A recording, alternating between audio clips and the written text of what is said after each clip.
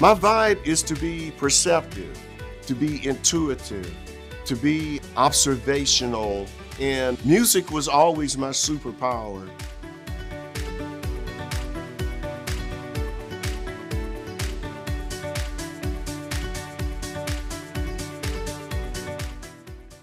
There was a piano in the house when I was born, so I had a knack for it. And then when I was 5, I started doing concerts and talent shows. I can be at the piano, see somebody over there, and she's looking kind of, and I can play something.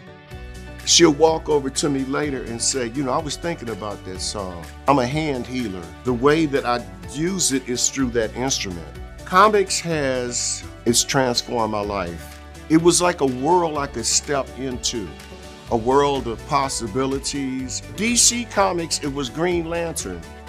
Originally, they said the man without fear. That phrase has meant something to my entire life. An adventure does not take place in your comfort zone. That is the learning, the stretching, the growth, the transformation, and I'm having so much fun.